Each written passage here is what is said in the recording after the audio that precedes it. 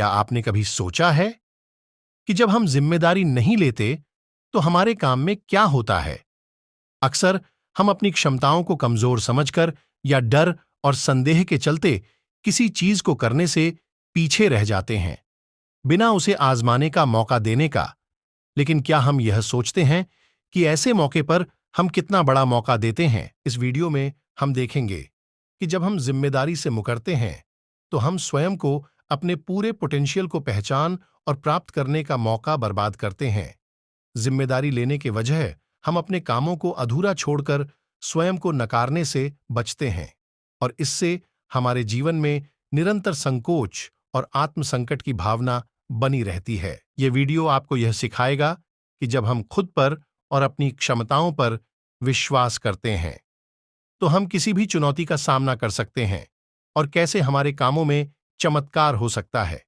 तो चलिए, बिना किसी देरी के कहानी शुरू करते हैं। एक छोटा सा गांव था। उस गांव में एक व्यक्ति रहता था।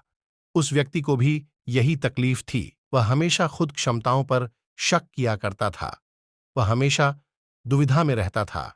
जो काम वह करता था, वह काम उसे बिल्कुल भी पसंद नहीं था। वह तो उस काम को केवल मजबूरी में किया करता था, ताकि उसका घर परिवार आसानी से चल सके, उन्हें 2 वक्त की रोटी मिल सके, उनका पेट भर सके। और वह हमेशा सपनों में ही खोया रहता कि किसी न किसी दिन उसे बहुत धन मिल जाएगा और वह उस नगर का सबसे अमीर आदमी बन जाएगा।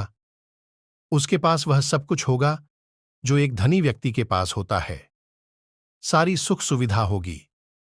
उसके पास किसी चीज की कोई कमी ना होगी। मन में यही ख्याल लिए वह हमेशा अपने भगवान की पूजा किया करता। वह हमेशा यही सोचा करता कि मेरे ईश्वर के आशीर्वाद से मेरे जीवन में चमत्कार होगा और वह बहुत धनी व्यक्ति बन जाएगा।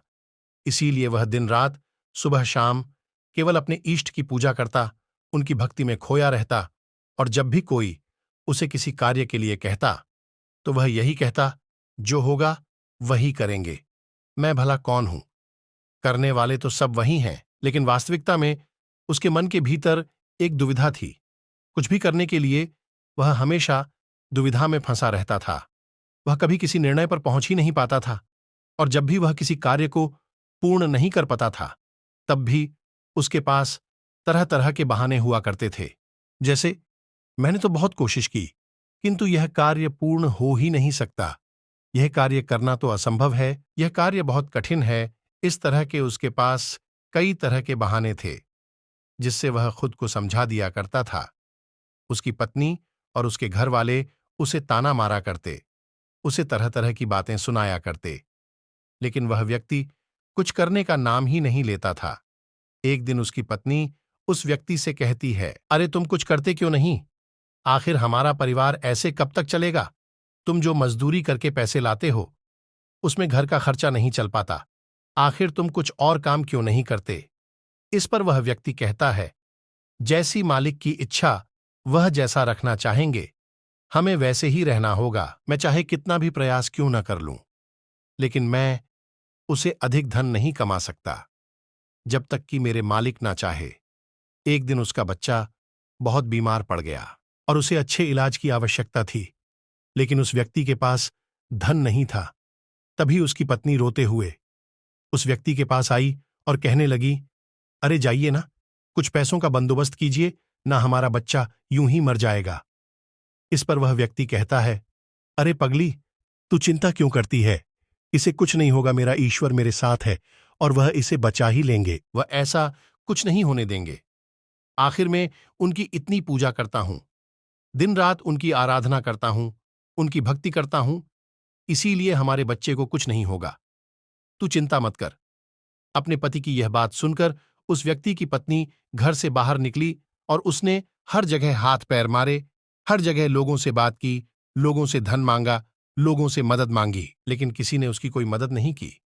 उसे कहीं से भी धन नहीं मिला और थक हार कर वह घर वापस आ गई। इधर वह व्यक्ति अपने ईश्वर के भजन गा रहा था, उनसे प्रार्थना कर रहा था कि वह उसके बच्चे को स्वस्थ कर दे। बच्चा दर्द के कारण लगातार रो रहा था।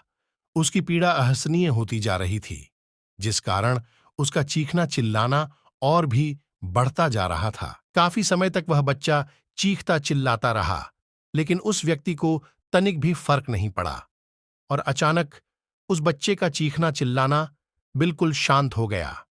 जैसे ही उस बच्चे की आवाज बंद हुई, यह देखकर वह व्यक्ति सोचने लगा कि लगता है मेरे प्रभु ने मेरे बच्चे को ठीक कर दिया। उसने प्रभु का धन्यवाद किया और कहा, मैं जानता था आप मेरे बच्चे को जरूर स्वस्थ कर देंगे। आखिर मैं आपकी इतनी पूजा करता हूं, आपकी इतनी आराधना करता हूं। मैं जानता था आप मेरा साथ कभी नहीं छोड़ेंगे। अपने बच्चे की आवाज ना आते हुए देख उसकी पत्नी उस बच्चे के पास पहुंची और जोर से चिल्लाकर उस बच्चे को उसने अपने गले से लगा लिया और जोर जोर से रोने लगी। तब जब उसने यह सब देखा तो उस व्यक्ति को यह एहसास हो चुका था कि उसके भगवान ने उस बच्चे को नहीं बचाया था, बल्कि अब उसका बच्चा इस दुनिया में नहीं रहा। और जब उसे एहसास हुआ तब उसे बहुत गहरा धक्का लगा। उसे यह समझ नहीं आ रहा था कि आखिर यह कैसे हो सकता है।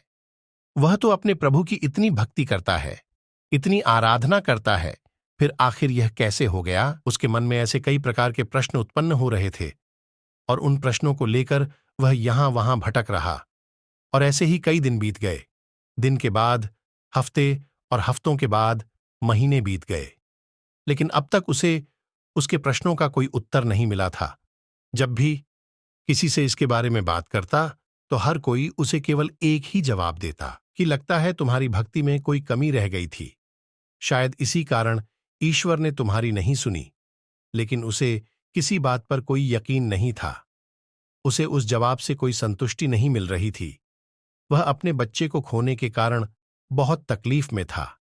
मन ही मन वह पूरी तरह से टूट चुका था। एक दिन वह किसी मार्ग से होता हुआ कहीं जा रहा था, लेकिन तेज धूप के कारण वह एक पेड़ की छांव में वह बैठ गया और वहां पर बैठकर अपने बच्चे को याद करके जोर जोर से रोने लगा।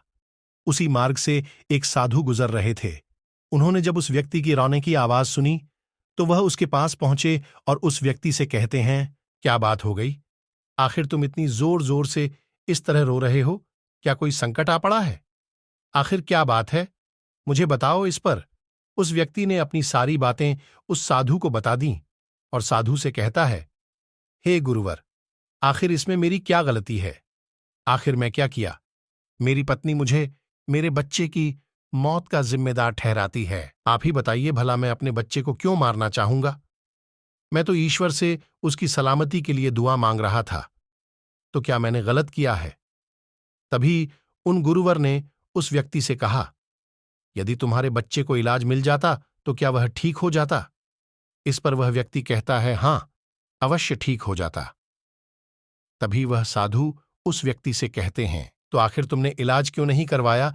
इस पर वह व्यक्ति कहता है, गुरुवर, मेरे पास इतना धन नहीं था कि मैं उसका इलाज करवा सकूं। तभी गुरुवर उस व्यक्ति से कहते हैं, तुम्हारे पास धन क्यों नहीं था? तभी वह व्यक्ति इसका जवाब देते हुए कहता है, गुरुवर, जहां मैं काम करता हूं वहां पर मुझे बहुत ही कम तनख्वाह मिलती है और इससे मेरा घर बहुत ही मुश्किल से चल पाता है। ऐसे में भला अधिक धन कहां से जोड़ सकता हूं? तभी वह व्यक्ति से कहते हैं, यदि तुम्हारे बच्चे की मृत्यु धन न होने के कारण हुई है तो तुम ईश्वर को दोष क्यों दे रहे हो? उसने तो नहीं कहा था कि तुम अधिक धन मत कमाओ। उसने तो तुमसे नहीं कहा था कि तुम वहीं पर काम करते रहो जहां पर तुम्हें कम तनख्वाह मिलती है। ईश्वर ने तो तुमसे नहीं कहा था कि तुम मेरे भरोसे बैठो। यह सुनकर वह व्यक्ति थोड़ा सा अचरज में पड़ गया। उसने उन साधु से कहा, गुरुवर, तो क्या हमें ईश्वर की मदद नहीं मांगनी चाहिए? क्या हमें उनकी पूजा नहीं करनी चाहिए? तभी वह व्यक्ति से कहते हैं, तुम्हारा ईश्वर और कोई नहीं बल्कि तुम्हारे भीतर है। वह तुम्हारी आंखों से देखते हैं, तुम्हारे हाथों से ही कार्य करते हैं, तुम्हारे पैरों से ही चलते हैं। और जब तुम्हें कुछ करने के लिए तैयार ना हो तो वह तुम्हारी मदद कैसे कर सकते हैं? तुमने ही अपने ईश्वर को हाथ पर हाथ धरे रहने के लिए मजबूर कर दिया। तभी वह व्यक्ति उनसे कहता है, ठीक है, आपकी बातें बड़ी कड़वी लग रही हैं, लेकिन जो कुछ भी आप कह रहे हैं वह सब सत्य है। कहीं ना कहीं मैं अंदर से जानता था कि मैं ही अपने बच्चे की मौत का जिम्मेदार हूं। यदि मैंने थोड़ा और धन जुटा लिया होता, थोड़ी सी मेहनत की होती, लोगों से मदद मांगी होती तो अवश्य ही आज मेरा बच्चा जिंदा होता, मेरे साथ होता। इतना कहकर वह व्यक्ति जोर जोर से रोने लगा।